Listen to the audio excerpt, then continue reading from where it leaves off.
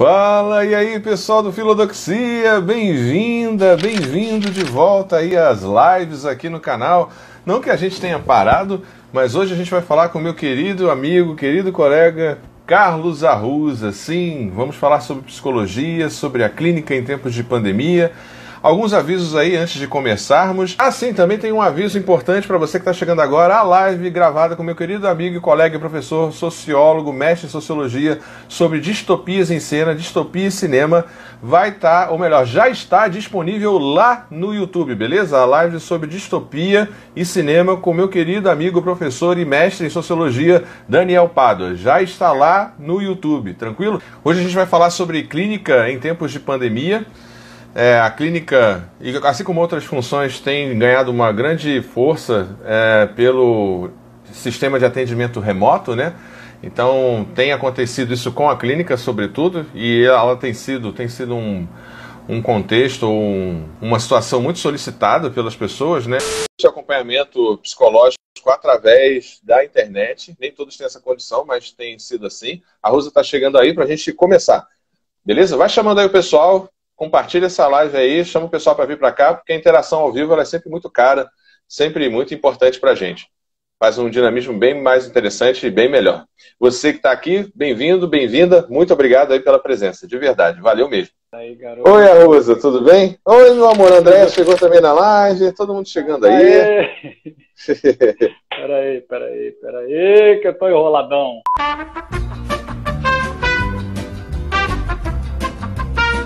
Bom, só para falar com o pessoal que está chegando agora, a gente vai, eu e o Arruza, a gente está meio que reeditando e atualizando uma live que a gente fez anteriormente, antes do tio Zuckerberg, aí, que é dono de tudo, WhatsApp, Facebook, ter a opção de salvar, né, pelo IGTV e tudo mais.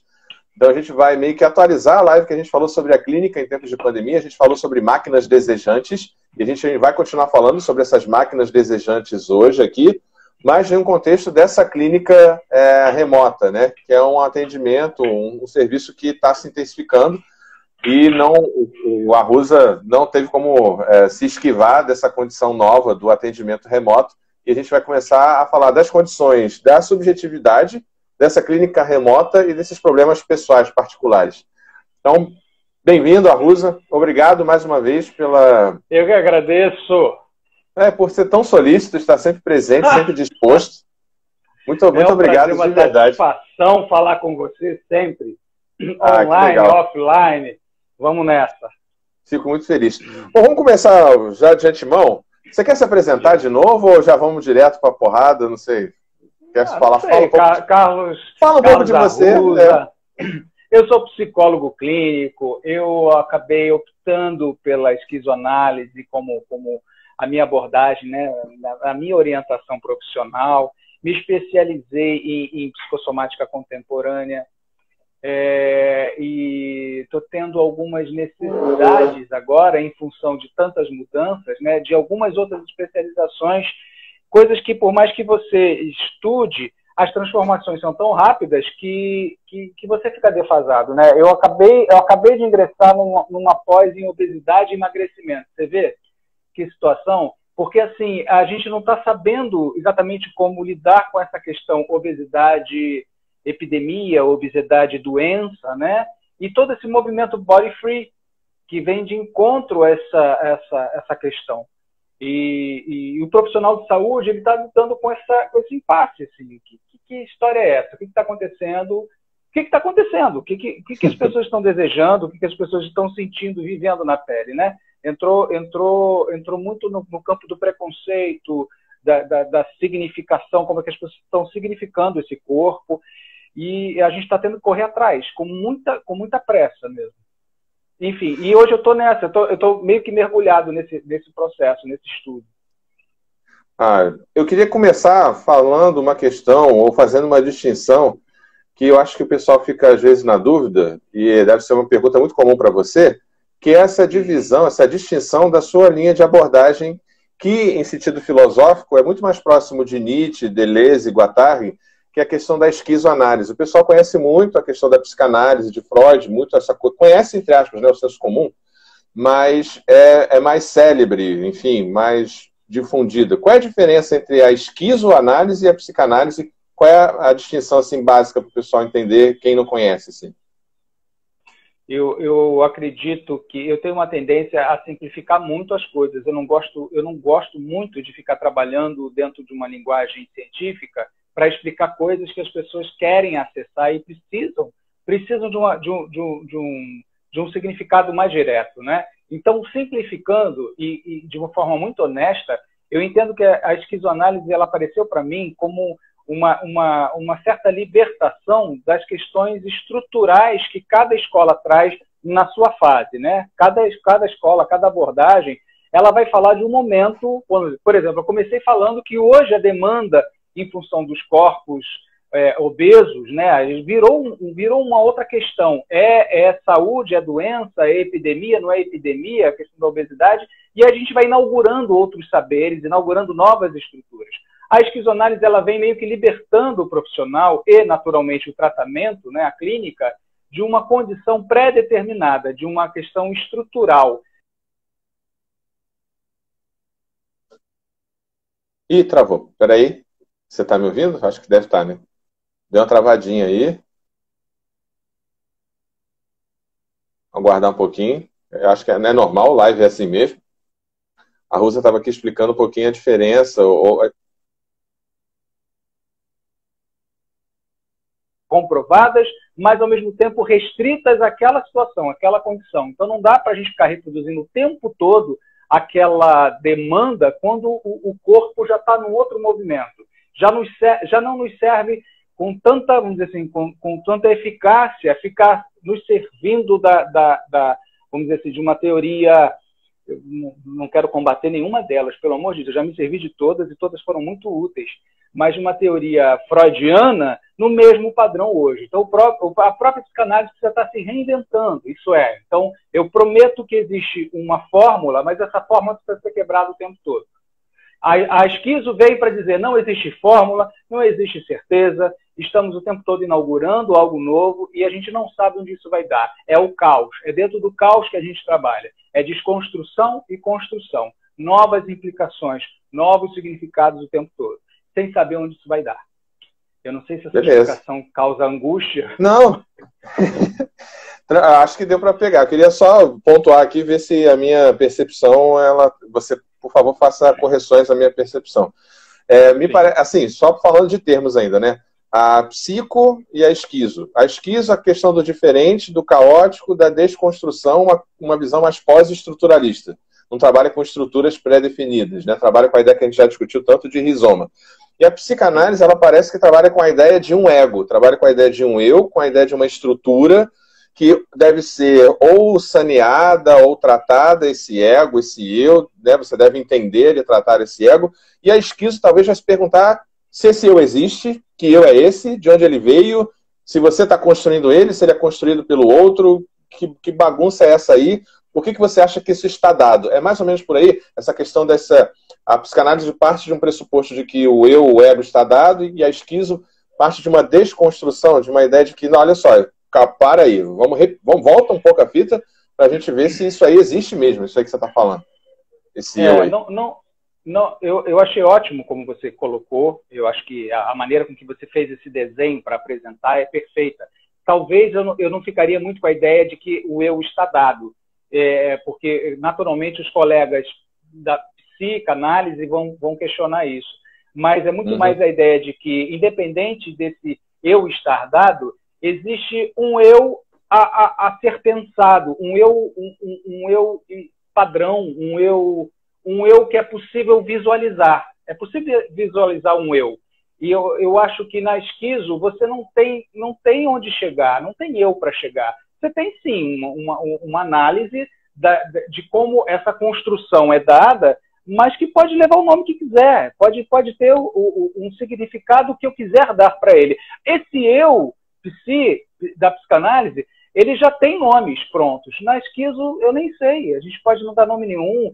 Se fala de bissexualidade, de trans, não trans. São esses nomes todos que a gente vai formatizando até descobrir que existem outros nomes, até descobrir que não existiu nome nenhum. E é nessa que a gente fica meio que, não é brigando, questionando, né? Existe nome para dar? Existe um psicocerrador para aquele cara que serra uma pessoa ao meio, e aí eu inauguro um nome, e aí defino uma identidade em cima daquilo que eu patenteei, puras invenções, tentativa de cristalizar e controlar, para que eu possa, mais uma vez, categorizar e aí sim definir uma identidade que nunca existiu. Mas não tem uma questão que, assim, que tem a ver com a ideia de, mesmo sendo esquizoanálise, tem uma questão que é narrativa, discursiva, né?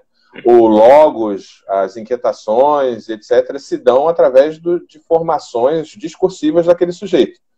Né? Muitas vezes o analista está lá para ouvir, né? Para ouvir as chaves, as questões do sujeito. Então tem muito mais chave discursiva. Nesse sentido, essa questão de significante e significados, por mais que não sejam totalmente abertos ou fechados na esquizo, é importante também lidar com termos e conceitos. E aí eu pego esse gancho para fazer a minha primeira colocação nesse sentido da clínica em tempos de pandemia, que é o nosso foco aqui. Houve, Arusa, você já clinicava, né? Já clinicava antes desse contexto, obviamente, da pandemia. Deveria ter menos, assim, percentualmente, o atendimento remoto deveria ser menor do que o atendimento presencial. Já havia essa distinção, mas você percebe que houve, se é que houve, alguma... Já clinicava, beleza. Aí parou. Isso. Antes você já clinicava. Isso, já clinicava. Você percebeu que houve algum tipo de mudança de demanda psíquica, de demanda afetiva, emocional, etc., pós-contexto da pandemia, ou só potencializou, ou uma terceira via? A pandemia influenciou nas demandas?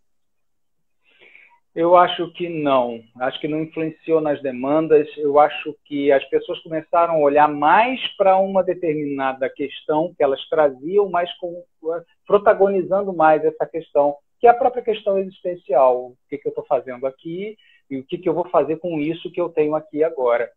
Sempre apareceu e agora virou mais urgente, sabe? Todo o resto está aí, ainda incomoda, mas isso precisa ser entendido mais rápido para ela. Mas esse contexto da pandemia não deu, suponho eu, tá? Estou supondo aqui, estou fazendo exercício de suposição. A gente tem, como eu estava falando antes, da formação discursiva, né? Em um contexto em que todo mundo meio que está pensando sobre o mesmo e falando sobre o mesmo, no sentido do coronavírus, do isolamento e etc., você percebe na discursividade, na fala dos seus pacientes, que tem chaves, ou que tem termos, ou preocupações que se repetem, assim, as pessoas têm falado sobre a mesma coisa com mais frequência do que antes, há uma inquietação parecida por conta dessa questão do isolamento e da pandemia, tem palavras que se repetem, enfim, nesse sentido mesmo de termos. Tem. Todos muito voltados para uma ansiedade de algo que elas não sabem onde vai dar e que elas, assim... É o que eu estou te dizendo, não que antes não aparecesse, mas como isso protagonizou, todas falam mais vezes e todas numa mesma voz, sabe? Assim, e agora eu não sei o que eu faço da minha vida, isso inclui tudo, inclui o trabalho, inclui relacionamento, inclui de que maneira ela está usando o tempo dela, e mesmo que volte ao normal, o que ela quer com esse normal também. Eu acho que isso está aparecendo com todo mundo. Isso que eu quis te perguntar. É isso que eu quis te perguntar, se há um eco, se nessa caverna que é a questão da pandemia e do isolamento, há um eco de termos e palavras que, então, é tipo, o que eu faço agora? Isso tem ecoado mais, assim, na clínica? Sim. É o que eu estou te dizendo, não que eu já não ouvisse esse eco antes, só que agora ele está muito mais na frente e a pessoa está verbalizando melhor esse eco. Ela está trazendo realmente de uma forma mais consciente. Mas sempre apareceu. Só que apareceu travestida de meu tempo dedicado ao trabalho. A minha insegurança na minha relação. Isso ganhava uma frente, uma cortina para falar disso. Só que isso agora veio e ficou assim, tipo, nada mais importa. Aquele momento Titanic, tem uma balsa, eu preciso salvar isso aqui. E o resto fica para trás, paciência. Eu vou ver o que eu faço comigo. Uma outra curiosidade minha, nessa questão da clínica, a clínica remota, né, que é o nosso foco aqui, nesse primeiro momento, assim, Uma coisa é eu falando com você através dessa live. Outra coisa, eu falando com você através de mensagem de voz no WhatsApp. Outra coisa, eu falando com você pessoalmente. Sim. Houve, suponho eu, e eu queria saber com você como é que isso funciona. Como é que tem se dado assim a mudança desse portal que é o digital, que agora está maior para os seus pacientes, né? Esse atendimento online, esse atendimento remoto? Você percebe que há uma mudança, sei lá, uma preocupação mais ou menos com a estética, com o fundo, ou com como dizer, ou como que esse virtual influenciou nesse atendimento que antes era presencial? Porque eu suponho que esse sujeito que ia lá para o presencial, ele tinha uma preocupação com a persona dele, né? Se vestir ou não, se preocupava ou não com isso, com como se portar. Mas agora, com esse véu do virtual, talvez tenha uma outra demanda, uma outra demanda não, um outro biombo. Vou colocar o termo biombo, tá? Eu acho que faz uma imagem legal. O biombo virtual. Como é que esse biombo virtual influencia na discursividade na terapia de fala dentro aí da análise da clínica remota? Você percebe a influência? Eu entendo o que você está falando e eu acho, não sei se eu peguei 100% do que você disse, mas vou já respondendo. Aconteceu uma coisa muito bacana que, assim, o que antes parecia uma proteção virou uma lente de aumento. Com a presença e como as pessoas tendem a trazer aquilo que elas entendem como principal, mas na verdade é uma grande cortina que elas colocam para apresentar o problema que está atrás dessa cortina, com o vídeo a cortina caiu. Porque você realmente flagra a pessoa na sua intimidade, naquilo que ela realmente está priorizando. Dentro desse contexto que a gente está falando desse eco que ficou comum. Então, eu atendo pacientes assim, pacientes que falam comigo assim, e que eu falo com a narina do paciente. E ele fica deitado assim. E eu vou conversando... Tipo num divã. A luz apagada, a pessoa sem camisa, e ela fica ali conversando com totalmente pessoas que vinham aqui de terno. Entendeu? Olha, que interessante. E aí vai. Pessoas isso dá artigo, hein? Isso dá artigo, isso dá tese, isso dá um monte de coisa. Essa análise, né? Pessoas que ficam sentadas no vaso conversando comigo. Pessoas que vão em trânsito... eu tenho que fazer tal coisa, deixa eu descer lá na portaria, porque chegou uma encomenda muito importante. Aí vai no elevador, conversando, aí passa com o porteiro, me leva junto. E tá muito comum isso, e você vai vendo a pessoa meio que desconstruída mesmo, assim, sem nada preparado, e tendo que lidar com essas questões que vão acontecendo na hora. Então, nesse sentido, está muito mais rico. Você está vendo realmente o universo. Você vê em que quarto a pessoa dorme. E isso faz muita diferença. Né? Não, e faz diferença para você ver, sobretudo, esse não dito, né? Esse não verbal. Não só no sentido do discurso omitido, mas no sentido de, sei lá, a estante que está atrás da pessoa. Enfim, o lugar, né? Esse não verbal é importante, né? Sim, eu já mandei paciente pintar a parede de casa. Eu falei, cara, pinta essa parede, não tá legal. Não tá legal você ficar aí nesse ambiente... Não estou falando de dinheiro, estou falando de astral, de energia. Você precisa criar um estímulo que favoreça uma resposta para o teu organismo. Você está num ambiente escuro, com paredes manchadas e a meia luz. Cara, não tem organismo que resista. Você pensa numa planta, ela vai reagir. O teu corpo não vai ser diferente. E aí você vai brincando em cima daquilo que a pessoa apresenta também, né? E é bom. Isso, eu ouvi de uma terapeuta minha uma vez, que assim, meu celular tocando, e eu, super sem jeito, ela atende. Eu falei assim, não, mas eu estou no meio da terapia. Ela falou assim, mas isso também é material para mim. Deixa eu ver como é que você se relaciona. Deixa eu ver para mim. Legal. Show de maneiro. bola. Eu queria perguntar uma coisa que a gente falou de um conceito, aí você pode falar um pouco do conceito. Eu sei que você não gosta muito dessa ideia do conceito, isso é coisa minha de filósofo, né? Mas a gente falou muito de máquinas desejantes, né? Para a gente poder falar dos conflitos entre desejos e etc., porque tem uma questão que se impõe que dentro do contexto do isolamento você tem eventualmente uma convivência forçada, né? Você tem a convivência com o seu marido, com a sua esposa, com seus familiares, e eventualmente essa convivência em tempos não de pandemia, de pré-isolamento, era uma convivência mais protocolar e que você podia fazer uma gestão melhor dessa convivência, evitar mais determinadas conversas e tudo mais, coisas que agora você não tem como evitar tanto assim, e eventualmente você está desnudo também em frente a essa pessoa, né? Você está se expondo mais, a pessoa vai ver mais dos seus hábitos e tudo mais. Queria que você, antes de a gente falar especificamente assim de casos ou de situações, o que seria essa ideia de máquina desejante ou de coisa desejante, essa bola de carne desejante que a gente falou na live passada, que nem todo mundo acompanhou? Como é que é isso dentro da Esquizo? Perdão, você está perguntando sobre o que a gente falou antes. Eu estou perguntando sobre esse conceito de máquina desejante ou essa bola de carne desejante. Como é que é isso dentro da Esquizo para a gente poder emendar no próximo assunto, porque nem todo mundo viu a outra live. Sim. É a ideia de que, conforme você vai se relacionando com o mundo, você vai construindo a chamada identidade. E essa identidade ela vem cercada de significado e de um comprometimento social.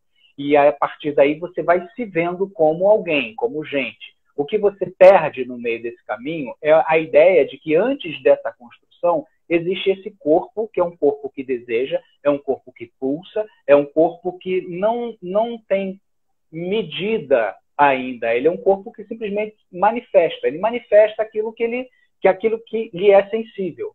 Só que nos moldes dessa construção de identidade, ele acaba adequando e muitas vezes não servindo a esse desejo. O que acontece é que, de vez em quando, a gente vai entrar em choque e não vai saber negociar com isso, se não tiver esse tipo de consciência. E aí, muitas vezes, a gente vai manifestar isso com atitudes que podem ser consideradas transgressoras ou até mesmo, não quero falar doentias, tem outra palavra para isso, ou algum tipo de transtorno, quando, na verdade, eu só estou querendo manifestar algo que é naturalmente meu, essencialmente meu, que esse corpo precisa dar vazão, de alguma forma, né? E só que, dependendo do molde que você cria, você fica adoecido. Entendi. Ficou claro isso? Não, sim, tranquilo. Isso me lembra muito, assim, boa noite, não sei quem foi aqui, aqui tem Natura Online, não sei quem é você, mas boa noite aí. Dentro, então, desse contexto, dessa convivência forçada na ideia do isolamento, você tem percebido, eu tenho visto, assim, relatos, assim, eu tenho 2 relatos de conhecidos, de pessoas próximas, né? E também um relato de mídia, o primeiro, que é o relato de separação em período de pandemia, de isolamento. Isso tem muito a ver, suponho eu, com questões anteriores ao isolamento, e que eventualmente só potencializa essa convivência forçada que eu estava falando anteriormente. Então, o número de separações, de cismas, né? De cisões em relacionamentos afetivos. E também vi questões assim, por exemplo, com também um conhecido meu, colega meu, com relação ao alcoolismo, disso se potencializar nesse período de isolamento e tudo mais. Tem um contexto de doença familiar e tudo mais, mas como é que essas questões, por exemplo, uma separação de um casal, ou a recaída em um vício, no caso aqui no alcoolismo, né, nesse meu exemplo que eu estou dando, como que esse contexto da pandemia ou do isolamento, isso potencializa, isso cria, como é que opera esse contexto desse isolamento, dessa nossa mudança de rotina, onde a minha identidade com o trabalho ela é tirada de mim. É muito forte isso, né? Minha rotina, minha identidade tem muito a ver com o labor. E como o meu labor e o meu tempo e o espaço-tempo foi esgaçado com a pandemia, essa minha identidade ela está cingida, ela está fraturada. É um momento de tensão por si só, eu estando sozinho ou não.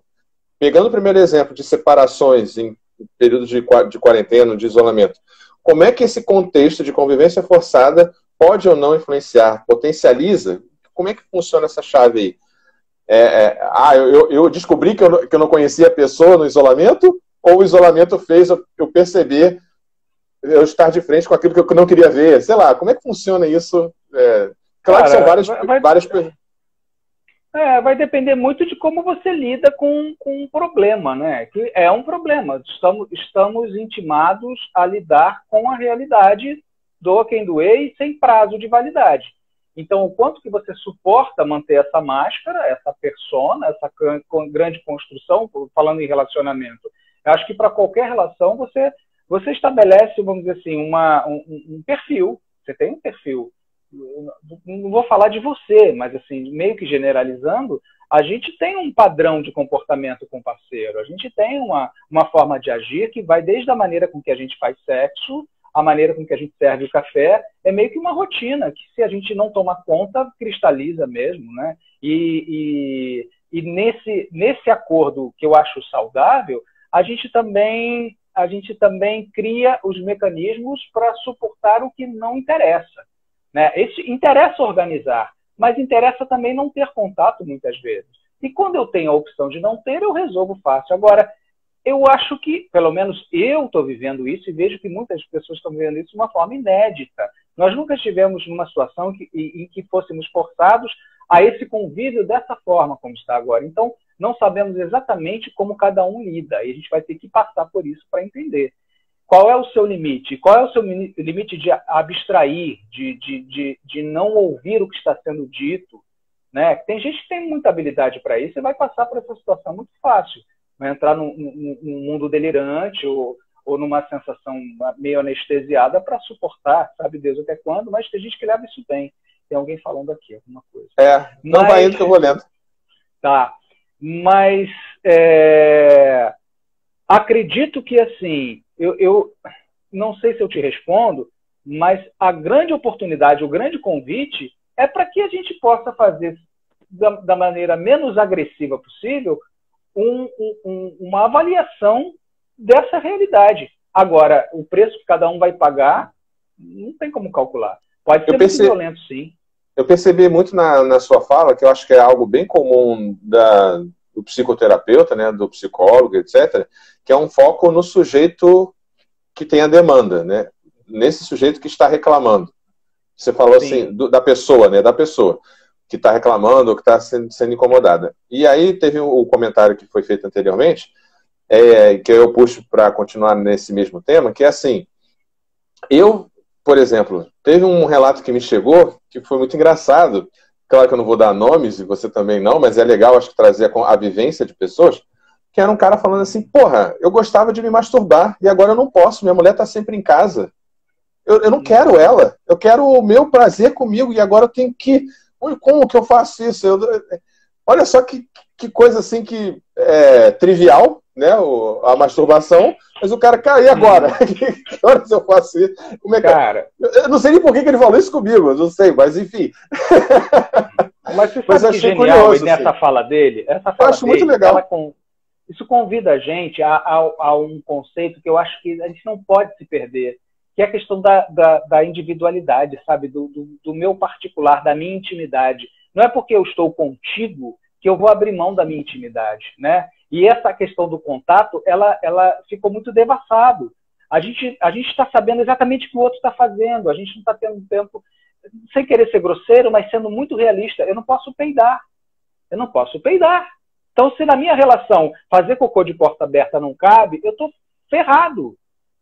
E eu estou falando do peido, eu estou falando do cocô, eu estou falando da masturbação, eu estou falando... Qualquer coisa excretora, qualquer coisa, função corporal. Exatamente. Da máquina, né? Do corpo, né? Que a gente estava falando antes. Desse corpo que quer peidar, desse corpo que quer... E aí? Isso. E aí o que acontece é exatamente isso. O outro, sem querer, vira o meu inimigo, ele vira o meu opositor, ele vira o meu carrasco.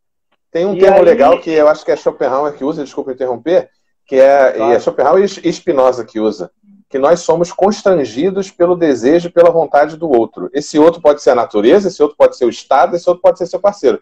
Esse constrangimento do desejo do outro, ou o constrangimento da ideia que eu faço do que é o desejo do outro, que já vai num nível mais acima, que eu posso estar fantasiando ou supondo um desejo do outro, e essa suposição de desejo do outro me constrange a fazer ou não fazer tal coisa. Exato. Então, essa economia de desejos, isso é muito, muito angustiante, né?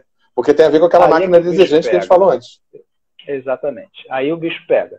E aí você realmente, como você não está acostumado, isso é novo, como é que você administra isso? É preciso ter muita paciência e entender como é que esse corpo, que é máquina desejante, não é um corpo raciocínio, é um corpo sensação, como é que a gente vai negociar com ele para dizer, calma, eu vou achar um lugar para você fazer isso aqui, eu vou dar um tempo, vai ter uma hora que você vai escapar.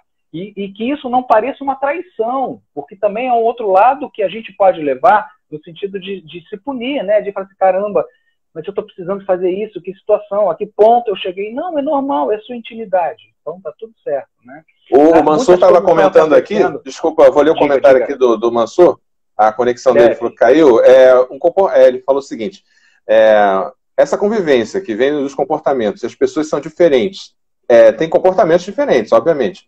Nesse isolamento, o conviver com o comportamento do outro talvez seja intolerável para o outro ou não. Se isso se tem a ver com intolerância, acho que a gente meio que já respondeu que sim, né? É isso, sim. Mas exatamente. Eu acho que assim, eu acho que não é intolerável por ser simplesmente intolerável porque sim. Aí você me corrige, tá, Rosa, por favor. Mas esse convívio com o outro que pensa diferente ou age diferente de mim, ele se torna eventualmente intolerável porque talvez esse outro me constranja de um jeito em que, ele pode mostrar para mim mesmo ser uma espécie de espelho daquilo que eu não quero ver. Né? Então ele tem um outro olhar ali sobre mim mesmo. Isso é um problema. E eu não consigo lidar com isso, isso é um desconforto. É como se eu quisesse me expandir e eu estou numa forma, sei lá o quê. Não consigo. E uma outra questão como é que eu posso colocar? Essa própria economia de desejo que eu tenho que fazer com o outro. Tipo, o meu desejo e o seu desejo conflitando ao mesmo tempo. Isso é angustiante. Cara, você tá com um filtro lindo. Como é que tira esse filtro? Foi eu que botei em você?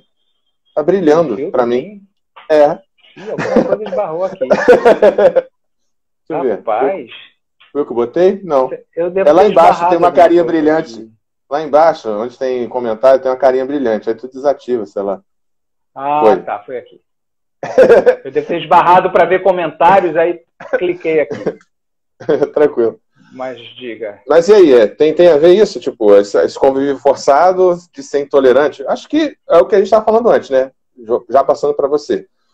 Cara, mas olha só, pensa o seguinte. É intolerante para quem? Por quê?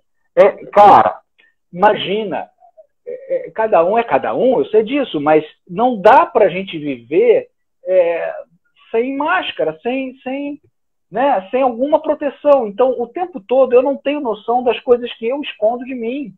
Aí eu tô sendo obrigado a ficar me esquivando o tempo todo para poder até não te perder, até não correr esse risco de não ser aceito. Porque esse tempo todo eu estou administrando muito bem, ou aparentemente muito bem, aquilo que me cabe com relação ao desejo. Mas agora o desejo ele pode ser flagrado a qualquer momento, em qualquer cômodo da casa. Então, assim, é um campo minado. Isso gera muita insegurança, muito estresse. E, naturalmente, algumas pessoas podem até responsabilizar o outro por isso. Né? Nessas histórias de mecanismos de defesa, eu posso jogar para o outro essa culpa ou essa responsabilidade de estar sendo flagrado. Mas não tem jeito. Estou tendo que negociar dentro desse território. E quanto mais consciente eu estiver para fazer essa negociação, mais sucesso eu posso ter do que ficar negando e sendo flagrado o tempo todo, porque é o que está acontecendo. Eu vejo, por exemplo, celulares, isso aparece muito em consulta na terapia, os celulares estão sendo revelados. Né? Os seus parceiros estão tendo mais acesso aos celulares dos seus. Então, coisas que são de intimidade estão sendo muito expostas. A gente não está falando nem de traição, porque também acontece. A gente está falando daquele carinho, daquela intimidade do colega, daquele eu te amo que você ouve de uma amiga ou de um amigo e que deixa o teu parceiro inseguro, sabe? E são coisas que você sempre levou de boa e sem nenhuma culpa. E agora você se sente assim, o marginal, o transgressor da história, porque existe um afeto ali que precisa ser realizado e que não pode ser compartilhado. Estou sendo claro? Isso me lembra... Não, sim, me lembra muito a questão no Sartre, acho que é Entre Quatro Paredes, a peça dele, que ele, quando começa a ser perseguido pelos jornalistas e tal, que ele fala que o inferno são os outros, né? Esse olhar de vigia, né, do outro. E uma questão que eu queria trazer, já voltando para o que a gente falou anteriormente, que eu acho que um ponto importante que você colocou, que aí é o brilho do especialista, que é quando a gente não está consciente das próprias coisas que a gente tem desejo. Que a gente está falando aqui de umas questões assim, da masturbação, do pum, etc. Eu tenho alguma consciência do pum, da masturbação, seja lá o que for. Mas tem outros desejos e outros vícios que eu tenho, ou hábitos que eu tenho, que eu nem tenho consciência que eu tinha. E talvez o outro vá me mostrar isso. Olha que bosta, né? Tipo, É o outro que vai me mostrar isso. É isso aí. Aí o outro passa a ser o vilão, né? Aí o outro é a ameaça. E aí, antes que eu assuma a minha condição desejante, eu já culpo o outro por ter me flagrado. E aí estaria tudo bem se você não tivesse me revelado. E aí eu começo a viver um inferno. Porque tem uma questão também que é muito comum, de senso comum, né? Tipo assim, olha, você pode até me trair, mas eu não quero saber. Mas essa coisa do não saber hoje em dia, não tem muito mais como você fazer. Eu não estou falando da traição em si. Eu estou falando dessas pequenas filigranas, né? Dessas pequenas coisas. Não tem muito como outro não saber. E aí, de novo, tem um colega meu que a gente estava numa conversa de bate-papo, esses grupos de WhatsApp mais adultos, né? Que você compartilha, às vezes pornografia e tal ali. E aí o cara falou que tem esses perfis aqui, que todo mundo conhece no Instagram, que são esses perfis meio que pornô soft. E eu tô trazendo muito o assunto do sexo mesmo, porque eu acho que tem muito a ver com o sexo e o corpo mesmo. Tem um pornozinho soft do Instagram, de homens, mulheres e tal, gay, trans, LGBT. Tem lá, né? No Instagram permite isso.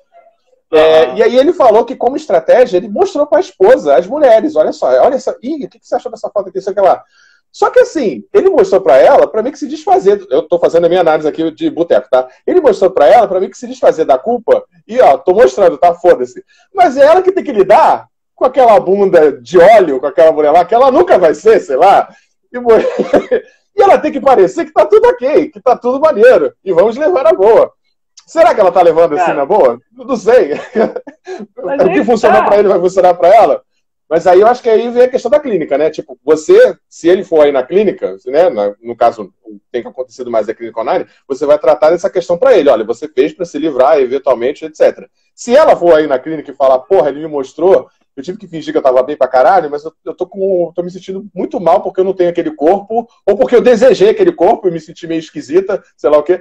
Você vai tratar... Antes de falar sobre isso, só para não deixar passar, o Diniz Mansur e o Ceferoli tá falando aqui com a gente, só para a gente não deixar escapar. Mas olha só, o que você falou é bacana para a gente realmente ir direto ao ponto, pensar o seguinte: existe alguém numa tentativa genuína de querer demonstrar o desejo dele e resolver isso de forma aberta, quando ele mostra essa foto. Eu sei que isso vai gerar angústia na pessoa que viu a foto e não estava esperando ver aquela bunda oleosa e saber que aquela bunda está fazendo parte do desejo do parceiro. Mas ele está jogando limpo, está dizendo, está aqui, está na tela, não está aqui. Aqui é você, aqui é a tua bunda. Né? Só que aí ela tem uma grande chance de resolver isso com ele e estar bem com ele. Como exemplo de uma paciente que o parceiro falou para ela: eu gostaria que você usasse um pênis e me comesse. O cara falou isso para a mulher. E aí ela veio desesperada com esse desejo dele. Falou assim, cara, ele é gay e eu tô apavorada com isso. Eu falei, cara, ele pediu para você. Eu sei que não é fácil ouvir isso, porque isso desconstrói o que você estava trazendo da figura dele, dessa construção de identidade do macho. Isso é muito pesado, né? Desconstruir. Tipo, ela tinha uma ideia dele, né? E essa ideia, ela se faz de areia ali, né? Eita! Que homem é esse? Eu não conheço esse cara. Porque eu conheço você a partir dos seus desejos, né? Que filme você gosta? Eu compartilho os filmes com você. Eu compartilho literatura. Aí esse cara veio com um novo desejo, que estava lá, sabe-se lá há quanto tempo. Que homem é esse que eu tô agora? Exatamente. E foi no contexto da pandemia ou foi antes ou depois? Essa questão foi no contexto da pandemia? Isso foi até antes. Isso foi antes.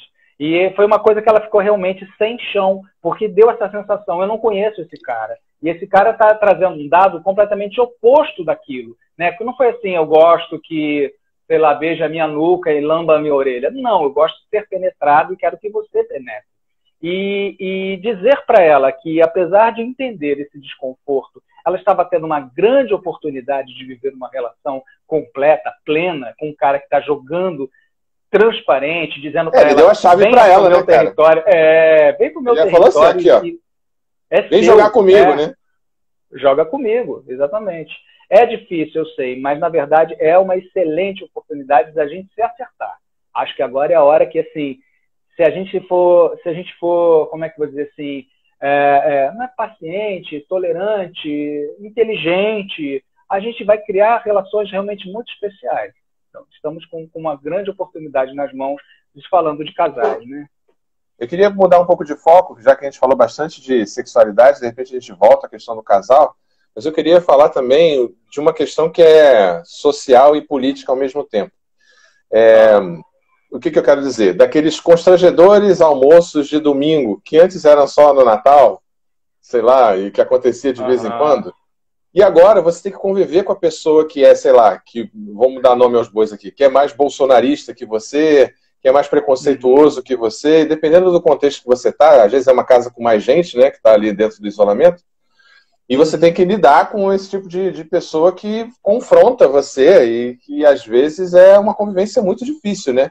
Tem tido algum tipo de situação dessa natureza na clínica online? E se tem tido ou não, qual seria a chave para tentar resolver, ou pelo menos conviver com esse tipo de questão? Talvez ela não se resolva, né? Mas eu estou falando mesmo de política, né? Dessa política de mesa, só que agora está obrigada a conviver, né? E comentários, e às vezes tem esse comentário que é, tipo assim, eu querendo o seu afeto, eu que sou, sei lá, bolsonarista, eu querendo o seu afeto, eu começo a te mandar o WhatsApp, eu começo a te marcar nas publicações, para de repente até ter um afeto seu, mesmo que seja um afeto de explosão. Como é que funciona isso? Cara, isso aí eu já chego... As pessoas que vêm, elas vêm com muita mágoa, né? Tanto um lado quanto o outro. Eles vêm muito magoados, falando assim, o quanto que não são ouvidos, o quanto que não são respeitados, o quanto que o carinho e a consideração que eles têm pela pessoa não acontece a partir do momento que a outra cria uma resistência. E eu acho interessante poder falar, mesmo eu sendo uma pessoa que nunca... Já fui criticado por alguns colegas por eu me posicionar, e que eles acham que isso pode interferir na minha relação, na minha troca com o paciente, na entrega, que seja.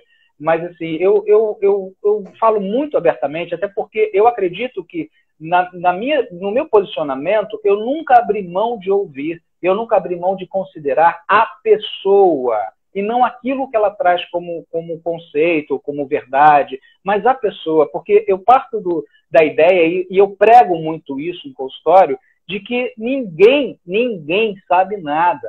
Estamos todos numa tentativa absurda de tentar... É como a história da personalidade. Máquinas desejantes achando que são alguém, achando que eu sou o Arruza. Porra nenhuma, a Arruza não é nada. A Arruza é construção que pode se desmoronar a qualquer momento. Como é que Tem uma brincadeira interessante no Facebook atualmente, que a pessoa fala assim, como é que você se referiria a mim se eu perguntasse qual Arruza? Aquele que... Já viu isso? E as pessoas definem. Aí vem embaixo, assim, como cada um te define. E é interessante a questão dessa construção que aparece, né? Como se aquilo ali te definisse. Você se fecha naquela ideia. Então, o mesmo é a questão quando você defende uma ideologia, defende um valor, que é puro resultado, um recorte daquele momento que você está vivendo.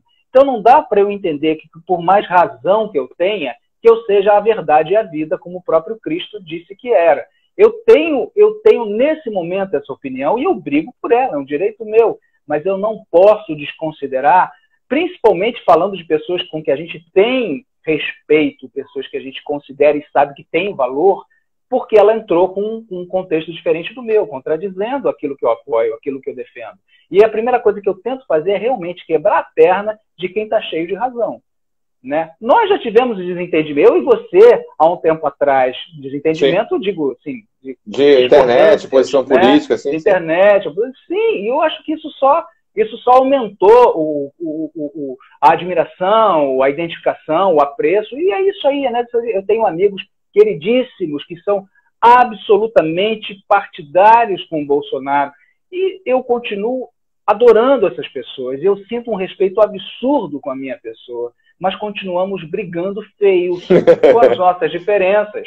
E está tudo bem, e eu acho que só vai aumentar a nossa... O problema é que se entra nas questões mais infantis, vamos falar assim, né?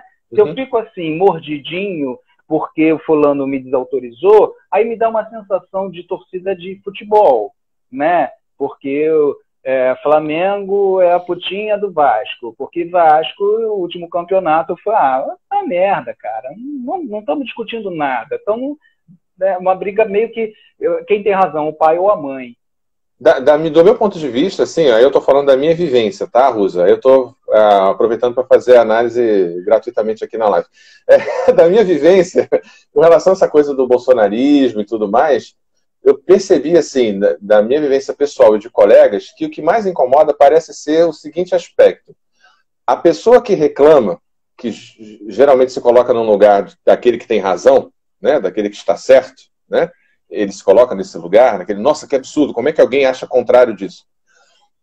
O que acontece? Essa pessoa, quando ela está num confronto com a outra pessoa, me parece que essa outra pessoa, por exemplo, pode ser o meu pai, minha mãe, minha tia, alguém, você.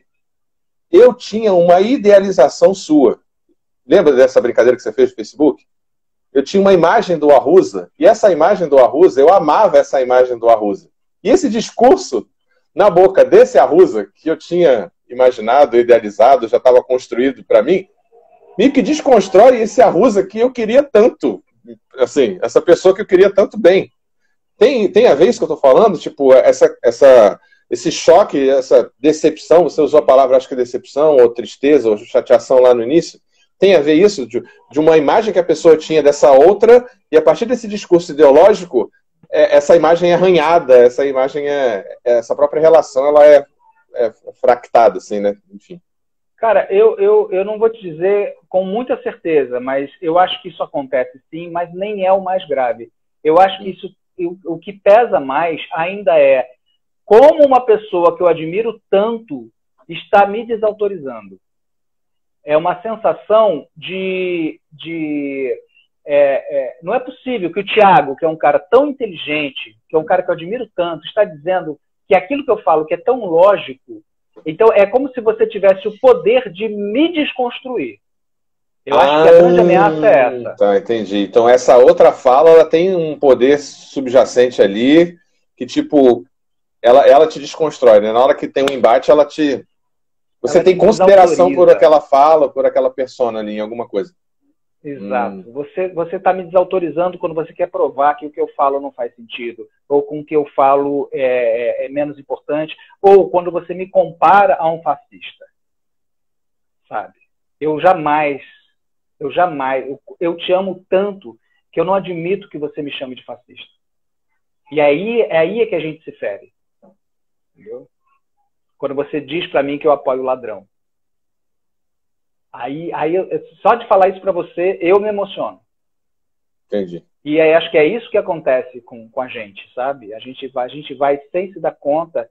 Eu participei de discussões incríveis no período das eleições e eu entrava como exercício pessoal e profissional, eu entrava meio como mediador. Eu fazia muito esse jogo consciente, sabe? De ficar unindo as pessoas, não porque eu sou um santo, mas estou falando como um exercício profissional, científico. Eu ficava falando, mas olha o argumento do outro. Mas fulano, você se ofendeu, mas você acabou de dizer para o outro que o que ele falou não tem sentido. E as pessoas começavam a se desculpar ali, e aí você via o afeto, você via que realmente tinha consideração. Mas como elas estavam desautorizadas, elas feridas entravam para ferir junto também. Você me bateu, você vai apanhar. Porque tem essa coisa de... Isso é lá antigo, né? Desde Aristóteles, da retórica, da oratória sofista, tem o tripé do discurso, né? Que é o logos, o ethos, e agora eu esqueci o terceiro. Mas assim, toda vez que eu falo, eu crio uma imagem de mim mesmo, né? Quando eu falo que eu sou anticorrupção, eu crio uma imagem de mim mesmo. Logo você é o ladrão. E assim sucessivamente. Esse tipo de debate que apela à sofística, né? O discurso do meme, da internet, das bolhas virtuais, eles apelam muito mais pro pathos, né? É pathos, logos e ethos. Agora eu lembrei. O discurso ele tem que ser passional. Hitler era muito bom nisso, Gandhi, etc. Ele tem um discurso passional. Ele tem um discurso que tem um logos, parece ser lógico aquilo ali. Então, pathos, logos. E o ethos é que parece que tem uma ética, né? De família, de nação e tudo mais. Esse discurso político. Esse discurso da bolha social, da bolha virtual, esse discurso do meme político e tudo mais, e por apelar para o lado afetivo, você acha que as pessoas quebram ou pulam essa etapa que você... Travou? Travou. Repete. Tá. Por apelar Por apelar para essa questão afetiva, emotiva, né, o meme e tudo mais, você acha que as pessoas são induzidas a pular essa etapa da argumentação que você falou que como mediador suscitava antes? Tipo, ela pula. Ela já vai numa resposta de tipo de, sabe, tá com o ouvido tapado e bate o botão. Sim ou não? Sim! Pá, pá! E vai num negócio meio que automático, compartilhando ou comentando, e nem pensou, ou nem leu direito, ou cometeu um ato falho de leitura. Leu uma palavra trocada, porque já estava no ímpeto de responder e tudo mais. Como é que funciona isso, essa coisa do discurso patológico, né, de paixão, patos? Sim, é muito claro isso. Não estou falando de partidos, estou falando desse comportamento geral, né? Quando você tem uma fala do presidente que começa na campanha já de uma certa forma, vou falar assim para ser suave, combatendo ou apontando o preconceito, né? Falando sobre a questão do negro, do homossexual, vai direto nesse ponto que você está falando. As pessoas não querem mais ouvir o que ele tem para dizer, porque já feriu, já desautorizou a pessoa no seu lugar homossexual, no seu lugar negro, no seu lugar mulher, que seja. Né? Então, a partir dali, quem não foi afetado continua ouvindo o cara e vai dando crédito para coisas que possivelmente ele deva ter falado que fez sentido.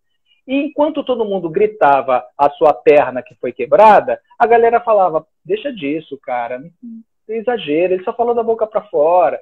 Só que ali já tinha gente realmente muito ofendida que não esqueceu até hoje da maneira que foi tratada durante todo esse processo da campanha. Então, assim, é muito mimimi, que é a expressão que as pessoas usaram, né? É muito mimimi, só que pegou no ponto que interessava. Eu não sei se a gente invertesse, se isso fosse possível, né? Botando uma mulher, né? Ou botando... o que aconteceu hoje com o primeiro-ministro negro na educação. O Bolsonaro usa um pouco isso, igual eu aqui, para eu ter um respaldo, para autorizar o meu discurso, eu boto o livro atrás de mim. Aí, para ter um discurso que ele não é racista, ele bota um preto atrás dele, que é o Hélio, né? Ou uma índia, ou um gay. Ele tem o gay de estimação, a preta de um preto, para poder autorizar. Para amenizar isso. Olha, eu tenho um amigo que, logo eu não... Isso. E as pessoas que defendem ele vão dizer exatamente, ela tá vendo, o cara é gente boa, cara. E tudo bem, a pessoa entrou nesse jogo porque não foi ferida. Eu entendo, tá tudo bem. O que não tá tudo bem é a tal da falta de empatia, de entender que para o outro foi pesado. Então aí a gente não está falando de política, a gente está falando de como as coisas afetam, né? Então, se é que isso também não é política. Não, mas a gente está falando de casal, de tudo mais. Tudo em última instância, uma relação política, uma relação de negociação. Sim. Vamos resumir política em uma palavra, negociação. Você tem que negociar o desejo do outro, você tem que negociar o seu próprio desejo. Então, em última instância, a gente está discutindo isso. A gente pode pegar essa coisa do meme do WhatsApp e falar do marido e mulher, né? E tanto faz, tanto faz. Rusa, a gente está se encaminhando para o final. Eu queria que você deixasse um recado aí falando sobre a questão da clínica online, de como tem sido, de como convidando as pessoas. Enfim, fala um pouco de você, do seu serviço, como está sendo, antes da gente encerrar. E de antemão já agradeço. Cara, eu não sei se eu sou...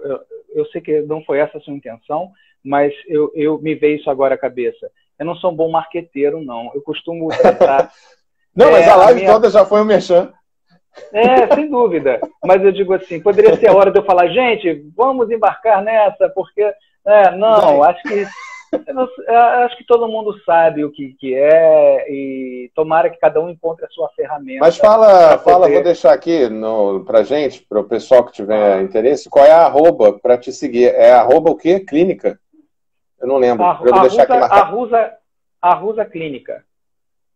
Vou deixar aqui a arroba, porque quem quiser conhecer o trabalho lá, Arrusa Clínica, tudo junto. Tudo junto. Só isso, @Arrusa Clínica. Tá. Né? Que aí outro perfil, tá, pessoal? Que aí, de repente, você dá uma olhada lá. Tá. E se quiser entrar por esse também, não tem problema. Se quiser entrar, é esse aí. Se quiser entrar por esse que a gente está falando, é porque o Arrusa Clínica ele está com material já focado, já esclarecendo o que é a abordagem, me apresentando. Tem resistência, no outro, a pessoa vê a minha construção. Tem resistência ou teve resistência? Não, para a clínica online. Tem ou teve resistência? Tem gente que prefere a clínica online? Como é que é isso? Tem gente que, não quero, eu prefiro. Como é que é isso? No início, poucas pessoas resistiram. A maioria topou e quem resistiu e entrou gostou mais. Gostou mais porque tá mais...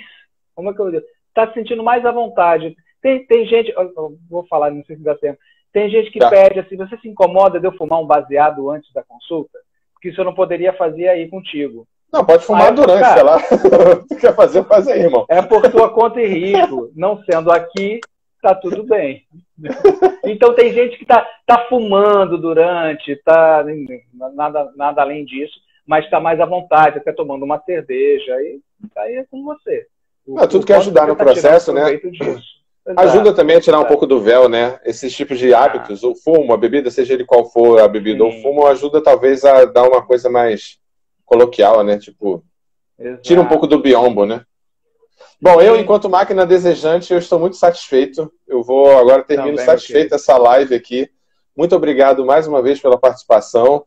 É um papo sempre muito bom, muito agradável. Lembrando que essa live vai estar disponível assim que terminar no IGTV, aqui no Instagram. E daqui a umas 2 semanas vai estar disponível lá no YouTube, aí no formatozinho mais horizontal, para quem quiser ver depois. Se você quiser depois guardar também, fica aí à vontade. Arusa, se despeça aí do pessoal.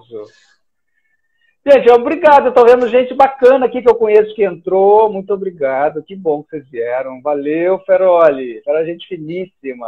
Produtor de elenco lá da Globo. Me conheceu fazendo teste. Oi, Feroli. Boa noite, bem-vindo. Vai ficar disponível aí no GTV. Olha, André dizendo que foi excelente. Legal. Andréia, beijo, saudade de você.